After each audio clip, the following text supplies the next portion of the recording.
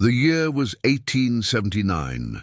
Red Creek was one of those forgotten towns on the map of the New Mexico territory. A handful of dusty wooden buildings, a run-down saloon, a corrupt sheriff, and a cemetery that grew faster than the town itself. It was a place where life had little value and death even less. It was on a dry afternoon, when the wind blew as if whistling buried sins, that he appeared. A tall man, his face shadowed by a battered hat, mounted on a pitch-black horse. No one knew his name. They said he was a bounty hunter. Others whispered that he came from hell, sent to collect old debts. He stopped in front of the saloon, tied the horse, and went inside. The noise stopped, as if time had stopped.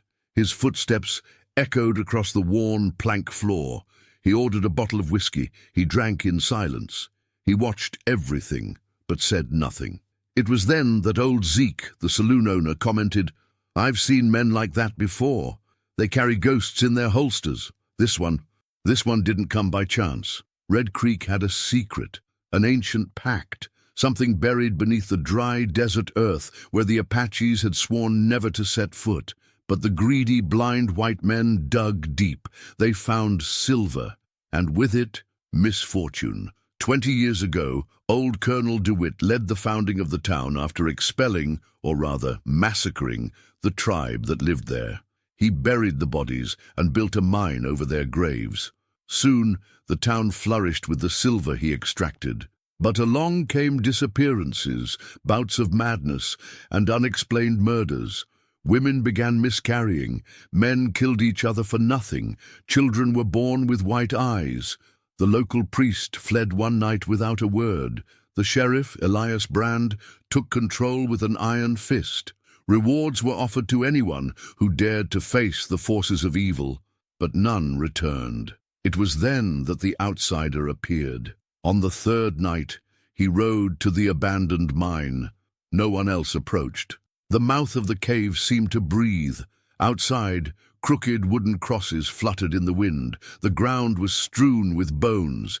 The man entered, lantern in hand, pistol in the other. What he saw there cannot be described with ordinary words.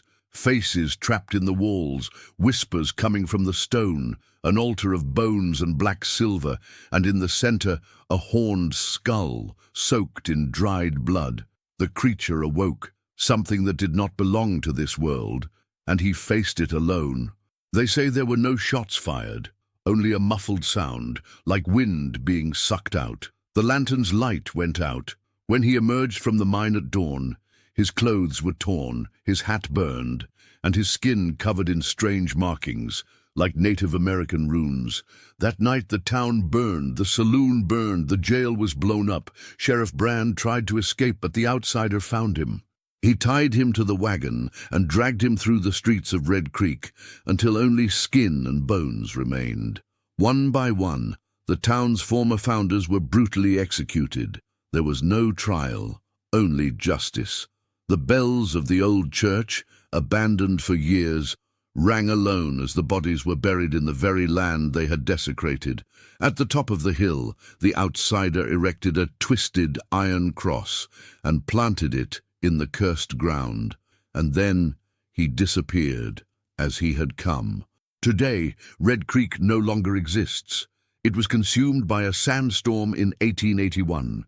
They say the place is cursed, that buffalo refuse to graze there. Travelers who get lost in the region report hearing bells ringing in the distance, whispers echoing in the night, and the sight of a lone horseman in a battered hat, watching over the land he purified with fire and blood. Some believe he still wanders from town to town, punishing those who dare defy what is sacred. Others say he has died.